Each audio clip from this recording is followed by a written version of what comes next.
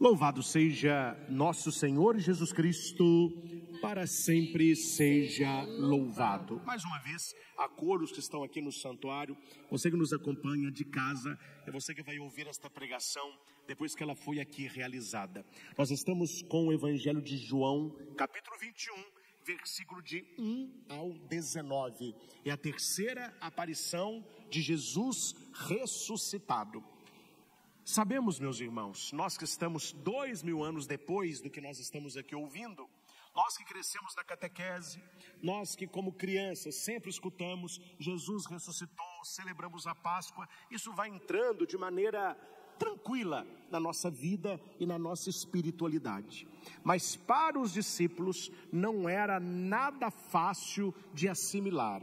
Alguém que eles conviveram durante 3 anos, eles viram ele morrer na cruz, o lançaço no coração, eles o sepultaram e depois de 3 dias ele aparece novamente. Dizia numa das reflexões anteriores que nós não podemos olhar para a ressurreição de Cristo, como muitos veem, como se fosse um corpo que voltasse à vida. Porque no cinema há muitos filmes de pessoas que morreram e eles voltam e ficam andando aí pelo mundo querendo matar os outros. Como que chama isso? É um zumbi, né? Porque um morto-vivo é um zumbi. Então um corpo que volta à vida, com Jesus Cristo não é isso que aconteceu. Não é aquele corpo que foi sepultado apenas que ele volta à vida. Jesus ressuscitado, ele está agora com um corpo glorioso. Ele que é Deus. É um corpo diferente de tudo aquilo que o ser humano conhece. É uma matéria espiritualizada e um espírito materializado. Como assim? Ele não é espírito, ele é corpo. Mas ele atravessa a porta, ele entra onde quer, ele aparece, ele desaparece, ele vai comer peixe para mostrar que é corpo, ele vai pedir que tome toque, que se fosse um fantasma não seria possível tocá-lo. Então uma experiência totalmente nova. E porque totalmente nova, Jesus com muita paciência, durante 40 dias depois da Páscoa, do dia da Páscoa, ele vai aparecendo, ele vai, como ensinou e ensina a igreja, colocar os seus discípulos na escola do Cristo ressuscitado, para que eles aprendam, para que eles entendam, ou pelo menos professem sem dúvida, ele ressuscitou. Nós ouvimos, nós caminhamos com ele, ele apareceu várias vezes, ele falou várias coisas, então Jesus estava firmando a fé apostólica, e deu certo, né? Deu certo. Nós estamos aqui 2000 anos depois com a mesma fé. Cremos na ressurreição, cremos na palavra, cremos nas aparições do ressuscitado. E se ele ressuscitou, é porque nós um dia haveremos de ressuscitar com ele. O texto de hoje é uma verdadeira riqueza, que estaria um retiro pós-pascal maravilhoso. Porque nós temos 2 quaresmas, né? Só que fala muito da primeira, é a quaresma pré-pascal. Mas nós temos a quaresma pós-pascal. Se a pré é marcada pelo jejum, pela oração e pela esmola, são 40 dias, da quarta de cinzas à quinta santa, tirando os domingos. Se você pega o dia da Páscoa até a ascensão, são 40 dias. Aquilo que o Papa Bento falava, a quaresma da alegria, a quaresma do ressuscitado. E esse texto daria um itinerário maravilhoso para esses 40 dias. Tantas lições nós temos aqui. Não é possível compartilhar todas, e nem é necessário. Vou partilhar algumas que penso que podem ajudar na nossa vida espiritual. Você que tem uma vida de igreja, uma vida de sacramento, uma vida de confissão, você que busca as coisas do alto, esse direcionamento é muito importante para aqueles que querem as coisas eternas. Nós temos primeiramente o cansaço e a volta. Simão Pedro disse: eu vou pescar. Eles disseram: também vamos contigo. Saíram e entraram na barca, mas não pescaram nada naquela noite. O evangelho começa com essa cena dramática. Por que dramática? Porque Pedro fazia isso. Ele fazia isso. Só que estava no passado de Pedro. O pescador era passado. Durante 3 anos, ele acompanhou Jesus, ouviu o Senhor, viu seus milagres, mas Jesus agora falece. Então qual é o horizonte de Pedro? O horizonte de Pedro era o lago de Genezaré, ou o mar da Galileia. Um horizonte pequeno. Você quer ver Pedro feliz? É uma pesca farturenta, é encher o barco de peixe. Olha que vida pequena, que mente pequena, que horizonte curto.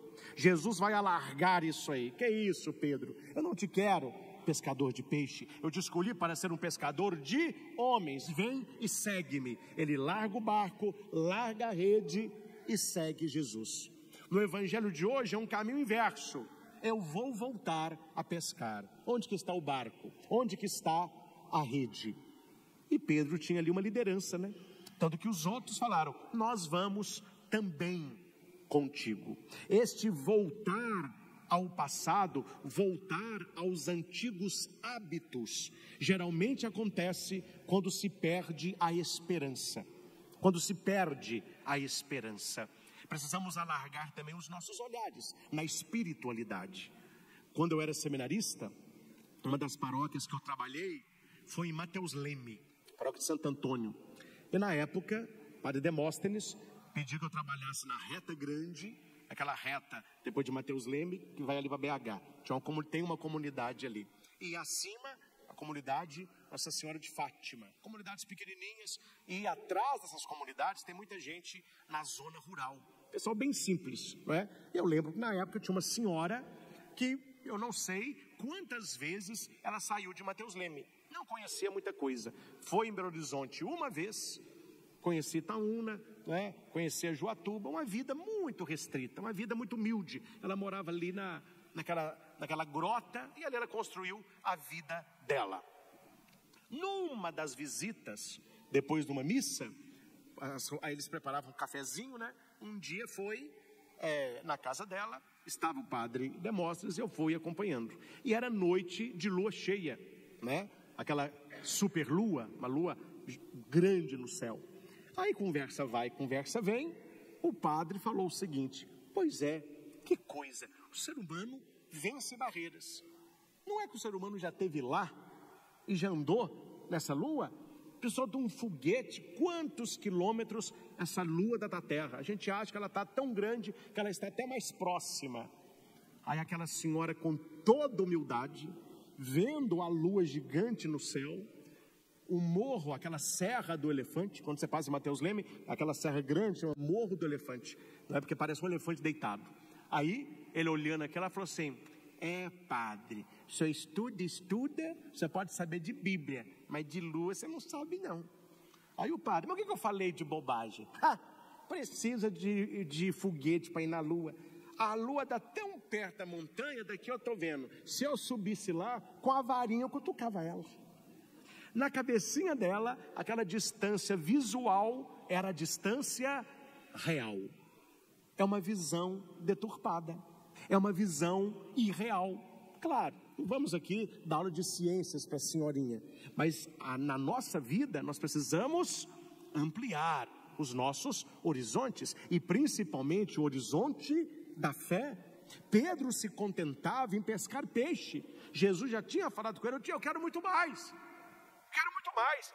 Você será pescador de homens. Nós estamos aí às vésperas de um conclave para o sucessor de São Pedro, ele que foi o primeiro Papa da Santa Igreja. Olha onde que chegou o horizonte de Cristo e olha onde que estava o horizonte de Pedro. Então, cuidado, meus irmãos, cuidado. Quando na sua vida as coisas apertarem e você pensar que a solução é voltar para a vida antiga. Lá era mais fácil. Quando não levava a religião a sério, era mais fácil. Quando eu trabalhava de qualquer jeito, era mais fácil. Quando eu bebia, eu era mais alegre. Quando eu me drogava, a vida era melhor. Cuidado com isso. Porque a tentação caiu sobre Pedro e ela cai sobre nós. A tentação de voltar à vida passada. Ao invés de ir para o futuro, nós voltamos para aquilo que já não há mais. E eles trabalharam a noite inteira. E aqui, meus irmãos, eu não estou falando de pescador de piaba, viu? Esse pescador de final de semana. Estou falando de um pescador profissional que trabalhou a vida toda com peixe e ele tinha vários outros que trabalhavam para ele. Pedro sabia o que fazer. Pedro não entraria para pescar se ele soubesse que não havia peixe. Ele sabe onde o peixe está, ele sabe pescar, ele tem rede, ele tem barco, ele tem homens com ele, ele tem tudo. Só que não teve nada, porque o principal não teve, foi o peixe. O texto vai dizer: saíram, entraram na barca, mas não pescaram nada. E João vai escrever: naquela noite.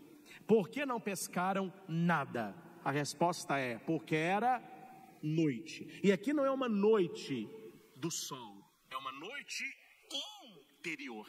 Eles ainda não tinham recebido a luz que vem da ressurreição. O Papa Bento XVI, na sua última homilia sobre este texto, ele escreve um parágrafo sobre este nada. Ele fala um pouquinho sobre o nada filosófico, da abstração do ser, mas ele fala sobre o nada também teológico. E aqui eu escrevi uma frase que ele disse: este nada da pesca é o símbolo do vazio, não o vazio da rede, mas o vazio de uma vida que tenta caminhar sem Cristo. A noite é longa quando Ele não está no barco da nossa existência. Olha o que o Papa está nos dizendo. Quando é que na nossa vida não acontece nada? Quando Deus não preencheu o vazio do coração. Todos nós temos um vazio no coração. Todos nós temos. O ser humano, ele é carente por excelência. Só que essa nossa carência, ela tem que ser saciada primeiramente aos pés da cruz de Cristo, porque um vazio infinito só é preenchido por um amor infinito. E se a pessoa não sabe disso, ela sai pela terra vagando, aí sim, como morto-vivo, tentando preencher o vazio dela. Uns vão preencher o vazio aonde? No dinheiro. Quanto mais eu trabalhar e mais dinheiro eu tiver, menos vazio eu tenho. Outros, não. O meu vazio é porque eu tenho que ter alguém. Aí a pessoa só fica procurando alguém. Aí eu quero alguém, não é? Aí hoje todo mundo tem todo mundo, mas ninguém acaba também tendo ninguém, né? Então, outros vão para os prazeres do mundo. O meu vazio interior eu vou saciar na bebida. Aí vem o vício. Aí eu vou saciar na droga. Aí eu vou saciar na promiscuidade. Eles vão procurando saciar esta carência, este vazio interior. Só que nós entendemos pelo texto que o vazio que nós temos no coração é o vazio de Deus. O catecismo da Igreja Católica, quando começa a explicar o credo, lá está: o homem é capaz de Deus e o desejo do próprio Deus foi escrito no coração do homem por Deus. A gente já nasce com desejo de Deus.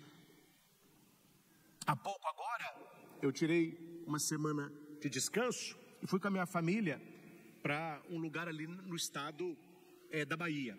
E nós visitamos lá aquele lugar aquele projeto Tamar, tartaruga marinha, né? E a gente viu numa banheira lá um tanto de tartaruguinha pequenininha, nunca tinha visto, filhotinho, nadando, pequenininha assim, nadando. Aí tinha lá os guias explicando, etc. E a mulher falou uma coisa que eu achei interessante: ninguém precisa falar com a tartaruguinha, o mar é para lá, ó, já está nela. A hora que o ovo da tartaruga estoura e ela sai na praia, ela já vai nadando para o mar. Está no DNA da tartaruguinha, ela nasceu para ir para o infinito. Aquilo que está no coração da tartaruga, buscando o mar, está no meu e no seu coração, buscando a Deus. Então este vazio que aconteceu na pesca não pode estar no nosso coração, porque nós sabemos quem é que nos preenche. Quando eu atendo pessoas chorosas, algumas solitárias, com depressão, ansiedade, etc., eu sempre começo pelo lado espiritual. Como que está a sua vida espiritual? Como que está a sua confissão? Como que está a sua missa dominical? A leitura do texto bíblico, a devoção a Nossa Senhora. Não todas, né? Mas na maioria das vezes a pessoa tem uma vida espiritual precária. E ela tendo uma vida espiritual precária, ela quer ser feliz. Meu filho, quem não tem Deus no coração, vive esse vazio que você está aí, ó.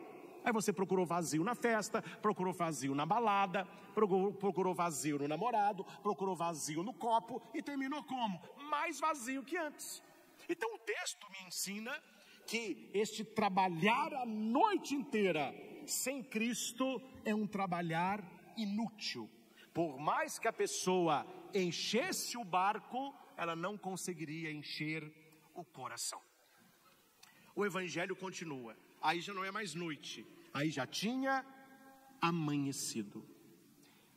Raniero Cantalamessa tem um livro muito bonito, é um livro para padre, vocês podem ler, não problema não. Chama Pescador de Homens. Foi um retiro que ele pregou para o clero de Roma, para os padres de Roma. E neste livro, ele trabalha este texto numa visão não cronológica, mas cairótica. Ele fala que não importa a hora do relógio. Eles podiam estar pescando meio-dia, era noite. Jesus podia ter aparecido meia-noite, era dia. Bonito isso, não é? Bonito. Raniero foi certeiro aqui. Aqui não é questão de sol e de lua, aqui é questão da presença ou não de Jesus. E o texto diz, já tinha amanhecido e Jesus estava de pé na margem. Por que tinha amanhecido? Porque Jesus estava ali. Ele é a luz, ele é o sol da nossa fé. Mas os discípulos não sabiam que era Jesus. Por quê? Porque Jesus não faz escândalo. Porque se fosse outro, estava lá na praia. Oi, sou eu ressuscitei. E os discípulos, me dê, papai. Quieto, discreto, calado, ele estava em pé na praia, só isso. Jesus estava de pé na praia. Imagine, não sei se você, qual foi a última vez que você foi à praia, mas imagina você lá nadando ou pescando, se a sua atenção vai para uma pessoa que está na praia, de pé, talvez essa pessoa passe até despercebido. Então veja, meus irmãos, Jesus ele entra na sua vida assim, não é metendo o pé na porta, gritando, terremoto, fogo do céu, nada disso. Isso acontece? Acontece. Tem gente que tem oração, que tem visão, mas a espiritualidade, ela é discreta. Jesus ele é calado, ele se manifesta de maneira muito sutil. Se você não estiver atento, você não vê a ação de Deus na sua vida. Então é discreta, silenciosa, mas é constante. E aqui é uma interpretação muito bonita, que Jesus não chegou quando amanheceu, porque na questão do tempo, Jesus já estava na praia, naquela escuridão, e ele olhava os discípulos naquela labuta. Ele viu o trabalho deles e Jesus sabia, é uma questão de tempo. Quantas vezes, meus irmãos, nós queremos Jesus na glória, mas não conseguimos reconhecê-lo na margem. O Natal é um pouco disso, né? Natal é um tanto disso. Como que a gente gostaria que fosse o Natal de Nosso Senhor? Totalmente diferente. Totalmente diferente. Como que é o Natal? Uma carência extrema, que até presépio virou. Coisa mais fácil é fazer um presépio. Por quê, padre? Porque não tem nada. Tem nada. Você coloca ali uma chopana, joga uma areia, coloca os matinhos, colocou um burro, um boi, uma mulher, um menino. O presépio está pronto, não tem nada. É a carência extrema. E aqui, onde que nós queríamos que Jesus aparecesse? Não. Jesus de pé na margem? Não. Ele tinha que vir caminhando sobre a água. Os serafins na frente, tocando com corneta, os discípulos. Nossa, é ele mesmo. Visões grandiosas. Jesus não trabalha assim, não é? Não trabalha assim. Jesus ele vai na sutileza.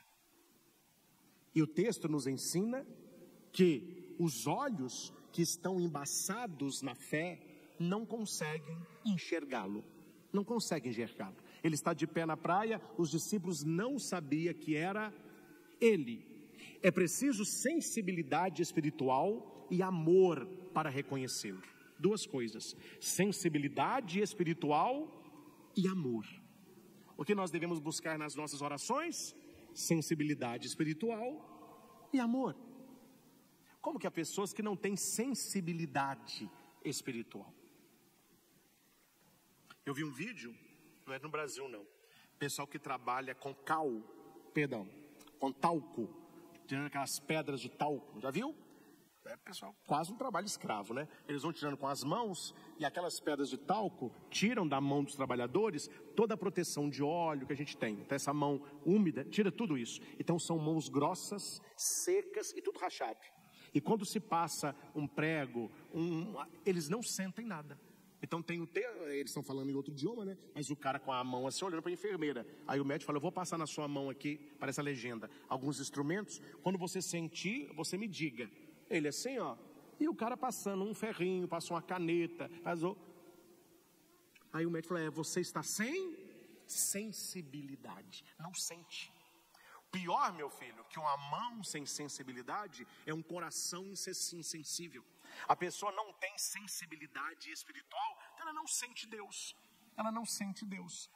Claro que eu não vou entrar nesses meandros aqui, mas você acompanhou um pouco o velório do Papa Francisco. Tinha de tudo, né? Tinha de tudo. Gente sem noção, o mundo está cheio. Claro, pessoas foram rezar por ele, pessoas ali chorando, pessoas fazendo oração. Mas tinha a turma do selfie, né? Eu nunca vi selfie em velório, gente. Olha que eu já fui em velório, viu? Ah, peraí, deixa eu tirar um selfie com o defunto. E o pessoal tirando foto do cara. Pra que tirar foto do Papa morto, gente? Aí posta. Ah, estava aqui. E aí a selfie, a pessoa tá rindo ainda. Nossa, a noção passou longe. O que aquele pessoal ali não tinha? Sensibilidade espiritual. Para saber o que, o como, o onde, né? Perdeu a sensibilidade espiritual, meu filho, você vê coisas do arco da velha. Claro que eu não vou aqui do altar ficar parando a missa para ficar corrigindo gente sem noção. Mas é muita gente sem sensibilidade litúrgica, né? O celular fica doido para ir para a mão. E tem gente que até no meio da missa mexe, passa mensagem, atualiza perfil, né? E pessoas que se dizem católicas, né? Até, mas eu sou rubricista. Não tem noção nenhuma. Ela pode até seguir a norma, mas não tem sensibilidade litúrgica. E onde não se tem essa sensibilidade de Deus, falta o quê? O amor. Por que os discípulos não reconheceram Jesus na praia? Porque não tiveram sensibilidade e nem amor. Difícil, né? Difícil. Mas Jesus é que toma a iniciativa. Isso é interessante. Jesus não está na praia porque os discípulos chamaram. Ele está na praia porque a iniciativa é dele. Ele não está no mar, ele está na praia. Praia, aqui não se coloca praia, se coloca margem. O que é a margem? É a divisão da praia com o mar. Aquilo é a margem. Onde é que nós fazemos a experiência mais forte de Jesus? Na margem da nossa história. Quando é que a nossa fé cresce? Não é na alegria, é na provação. Quando é que você fica mais forte? Não é na leveza, é no peso, né? Você pega a galerinha da academia, pergunta para ele. Se ele ficou na academia levantando um peso de 1 quilo há um ano, você vai ganhar massa muscular. Não, ó. Aí a mão nem vai. Aí daqui a pouco, o peso ficou mais leve? Não, meu filho. É você que ficou mais forte. Então esse peso aí pode ser substituído, pode colocar um maior. Aí à medida que você vai crescendo em massa, você vai crescendo na força. Isto é a margem da nossa vida. Quantas e quantas vezes a margem simboliza o abandono, a descrença. A gente não fala, que a gente acha que é pecado, né? Mas quantos de nós, e muita gente aqui na igreja, já não brigou com Deus? A gente não fala, mas brigar com Deus eu não falo. Mas lá dentro, mas a gente briga, viu? Mas não é possível que Deus fez isso? Mas não é possível que Deus não fez isso? Ele fez o que não é para fazer e não fez o que eu pedi. A gente fica brigando com Deus. Onde é que Deus chega? É na margem. É na margem. É lá que Ele está. E é da margem que Ele vai dar ordem. Lançai a rede à direita e achareis. Por que eles lançaram a rede? Porque naquela época não era profissão, mas era um ofício. Era chamado de olheiro, de olho. Eram rapazes ou pessoas que não tinham trabalho, ficavam na margem Porque quando a gente fala, os senhores já sabem, mas vale aqui falar, talvez nem todos saibam. Quando fala mar da Galileia, você sabe que não é um mar, não sabem? Ou não? É um lago. É um lago enorme. E eles colocaram o mar da Galileia, ou lago de Tiberíades, é o mesmo. O mar da Galileia é o lago de Tiberíades. Eu já estive lá. A gente entra num barco, atravessa de um lado para o outro, lindo, mas é grande. Tem tempestades à noite, é um lago enorme. Eles falam mar. Então ele está, claro, no lugar mais baixo, e em volta dele tem alguns lugares que tem uma subida. Então os pescadores que estão lá, eles não veem. Mas quem está na margem, ele consegue ver a sombra de cardume. Ele consegue ver. Então esse olheiro, ele ficava dando sinais para os pescadores aonde estava o cardume. É por isso que quando Jesus diz, jogue a rede à direita. Eles não sabiam que era o Senhor, o texto diz. O que eles julgaram a rede? Que eles acharam que ele era um olheiro, quer dizer, era alguém que viu ali um cardume. Assim como Madalena vai achar que Jesus era o jardineiro. Os discípulos de Emaús vão achar que ele era um caminhante. Os discípulos fechados acharam que ele era um fantasma. Quer dizer, é um fora atrás do outro. Porque eles estão ainda digerindo a ressurreição. Quando eles lançam a rede e acontece a pesca milagrosa, eles veem que há algo ali de sobrenatural. Aí eles vão lembrar de outros momentos iguais àquele. A palavra de Jesus transforma o impossível em fecundidade. Repita, impossível. Impossível. Fecundidade. Fecundidade. Tem gente que tem uma vida de impossível. Nada é possível. Tudo é difícil. Quando Jesus entra, ele transforma tudo em fecundidade. As coisas começam a acontecer para você. O milagre não está apenas no peixe. O milagre está na confiança. Porque se eles não tivessem sensibilidade e amor, mesmo com a pesca milagrosa, eles não tinham reconhecido. Nesta hora, o discípulo a quem Jesus amava disse, é o Senhor. Por que ele vai dizer é o Senhor? Porque João tinha sensibilidade e amor a Jesus. Quando nós amamos o Senhor, quando nós temos vida de oração, você começa a reconhecê-lo. E é bom reconhecê-lo. Você reconhece numa prova que você passa. Você reconhece num exame médico. Você o reconhece numa tribulação que você vence. Você o reconhece numa gravidez difícil. Você o reconhece numa bênção. Tem gente que não reconhece Deus em nada. O esforço é dele, a honra é dele, a coroa é dele. Quer dizer, é o vazio, né? É o vazio. Vai remar para terminar a vida num vazio. João, ele reconhece, é o Senhor, é relacionamento íntimo. Íntimo. Eu estou falando dos senhores, não, mas serve também. Vir à igreja é maravilhoso, mas não significa relacionamento íntimo com Cristo. Uma coisa é uma coisa, outra coisa é outra coisa. Tem muita gente que não perde missa, mas vive lá fora, qual o diabo gosta. Vai à missa, levando os bracinhos, recebe a comunhão, mas quando tem um funk pesadão, desce, que é uma beleza. Peraí, que vida que é essa? Que incongruência que é essa? Porque essa pessoa crê ou não crê? Ela está vivendo ou não está vivendo? Como que é o negócio aí? Vai à missa, mas quando ninguém sabe, trai a mulher. Vai à missa, mas quando ninguém vê, pega o dinheiro. Vai à missa, vai dar agarrado na pornografia. Como que toca essa banda sua aí, meu filho? Qual que é a batuta que está regendo a sua vida? Está faltando relacionamento íntimo. Porque o que nós devemos apresentar para as pessoas não é uma mudança de vida, é Jesus. Porque quando a pessoa tem um relacionamento íntimo com Jesus, só tem um caminho, qual é?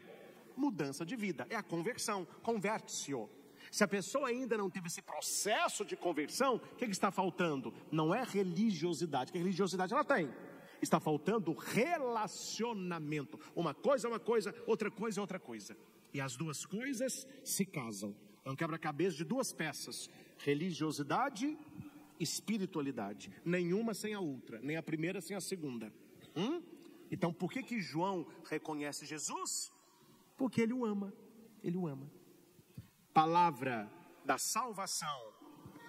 Glória a vós, Senhor. Você reconhece. É a palavra de Deus. Porque você ama. Tomai todos e comei. Isto é o meu corpo. Eu fico vendo, né? Aí, claro, vocês, né? Pessoal, joelho. Tocou o sininho ali. Tem gente que não sabe, ó. Isso aqui é chiclete, que eu adoro. O padre está consagrando ali, ó. O que está faltando? Reconhecer o Cristo na Eucaristia. Por que não reconhece? Porque não tem amor, porque não tem sensibilidade. Por que não tem? Porque não tem intimidade. Vou dar um exemplo aqui para você me entender claramente. Isso acontece na vida de todos nós, até do padre. Você está vendo o jornal. Teve um show. Eu vi hoje de manhã. Teve um show no Rio. Aí um cara passou lá, atirou a ermo, matou um. Eu falei, meu Deus, Rio de Janeiro, violência. Um dia alguém me perguntou, padre, eu estou chegando no Rio, me dê um conselho. Eu falei, volte. Volte. Aí matou uma pessoa lá. Me entende? Eu não estou sendo seco. Eu estou mostrando como que o ser humano funciona. Me pergunte, meus irmãos, assassinou um lá, coitada da pessoa que morreu, não sei quem é. Me diga, me afetou? E nada. Estou aqui celebrando, daqui a pouco eu vou almoçar, tirar uma pestaninha de tarde. Não vou no velório. Eu não sei, mas alguém está sofrendo. Família e amigos. Por que a morte, claro, não é que eu estou feliz pela morte da pessoa, e não é que eu estou insensível, mas é uma morte que me toca enquanto um ser humano que morreu, mas não me toca enquanto amor, porque eu não conheço, eu não tenho intimidade com a pessoa. Então, a gente não vai no velório, não vai chorar. Agora imagina se essa pessoa baleada é um meu familiar, é um amigo íntimo. A gente aqui em Minas, a gente estava doido. Muita gente já estava procurando passagem para correr lá para o Rio de Janeiro. O que determina esse mover de coração? Não é saber, é ter intimidade. Se isso acontece entre seres humanos, isso acontece na espiritualidade com Jesus. Isso acontece na espiritualidade com Jesus. Ontem, eu fui com a Patrícia. Ontem foi sábado. Então não foi ontem, foi sexta. Patrícia é a tesoureira aqui do santuário e a assessora do Luz e Vida. A gente foi no banco rapidamente só para assinar uma coisa lá que deu um pepino na minha assinatura. Quando eu estou entrando no banco, tinha um mendigo na porta do banco deitado, dormindo com um jornal na cabeça. Eu disse assim, será que alguém ajuda essa pessoa? Que alguém ajuda? Ela falou, padre, ajuda. Porque ela tem um estacionamento na Goiás. O pessoal ali dá sopa, dá comida, e quando faz frio eles doam para ele cobertor. Então tá bem, porque cuidado, a pessoa tá deitada aí parecendo um cão, né? Aí entrei, assinei, saí e disse, se precisar fale que a gente ajuda. E ainda fiz. Tem gente que entra e sai e nem vê que ali está. Vamos mudar o exemplo. Você está entrando no banco, quem que está caído na porta do banco? A sua mãe, o seu filho, seu sobrinho. A sua reação é assim? Claro que não é. Por quê? Porque com quem eu amo, eu tenho intimidade. Com os outros, eu apenas conheço. Sei que é uma pessoa. É isso que está acontecendo com João e que muito católico não entendeu. Eu sei que é Jesus, mas você tem intimidade eucarística? Não, ele vai ficar só no saber. Então não toca coração. Só toca o coração quando a gente ama. É por isso que Jesus vai olhar para Pedro e não vai perguntar para Pedro assim, você não vai me trair de novo, não? Você está disposto a largar esse barco? Você que voltou a pescar e a pescar? Não, ele vai no crucial. Tu me amas? 3 vezes. Não vou entrar nisso aqui porque é uma explicação longa. Mas na verdade Jesus pergunta com o verbo ágape, que é o amor doação. Ele responde com o amor filia. No português seria mais ou menos assim. Vou fazer o texto todo, vocês entenderem. Porque no grego se entende mais bonito, o texto é mais bonito. O português ele fica muito pobre. Então eu vou contar o texto oficial. Seria mais ou menos assim. Pedro, tu me amas, eu te quero muito bem. Pedro, tu me amas? Eu te quero muito bem. Pedro, tu me queres muito bem? Tu sabes tudo, tu sabes que eu te quero bem. Por quê? Porque o amor de Jesus, o ágape, é o amor da cruz, é o amor total. E Pedro sabe que ele ainda não dá conta de amar Jesus como Jesus o ama. Então ele responde num amor um pouco menor. É o amor filia, que é o amor filial, o amor de amigo. Mas não é um amor de dar a vida. Aí Pedro vai dizer, não esquenta não. Hoje você não dá conta, mas amanhã você vai dar. Você é jovem, você vai para onde quer, faz o que quer. Mas quando você for velho, eles te levarão aonde você não gostaria de ir. Onde que é este lugar? A crucificação. É onde está hoje a Basílica de São Pedro, né? Ali crucificaram Pedro. E ele disse, eu não posso ser crucificado igual Jesus. Me crucifiquem de cabeça para baixo. Aí o pessoal não lê, não estuda, o negócio tá ruim, né? Foi um youtuber, no velório do Papa. Aí tinha que tirar uma foto, né? Porque se tirar foto, não faz parte. Aí tirou a foto de longe. Aí ele viu atrás do túmulo da urna do Papa, o baldaquino de Bernini, e tinha duas portas onde entra para o túmulo de São Pedro. Aquele buraco, vocês veem nas filmagens da Basílica, onde parece um negócio escuro de baldaquino, aquelas colunas de bronze, né, que tem aquele movimento bonito. Aquele buraco ali, aquele é o túmulo de São Pedro, tem como descer lá, né? E quando ele tirou a foto, nas portas tem duas cruzes de cabeça para baixo, porque é o símbolo de Pedro. Pedro morreu de cabeça para baixo. Aí qual que é a nota do doutor em História Eclesiástica? Ele colocou assim, não tenho mais dúvidas, o diabo mora na Basílica de São Pedro, porque essas cruzes de cabeça para baixo é a derrocada de Cristo e o fim do cristianismo. E o pessoal, eu não sabia, e uns de missa, gente, eu falei, me dá as águas com açúcar aí, porque não dá. Então entendo, meus irmãos, tudo há um significado e um horizonte ampliado. Talvez hoje Jesus olha para você e pergunta assim, tu me amas? A Jesus, claro, o senhor sabe. Não, peraí, mas você me ama com o seu amor? Ou você me ama como eu te amo? Se fosse hoje para você morrer numa cruz por mim, você morreria? Jesus, eu te quero muito bem. Eu te quero muito bem.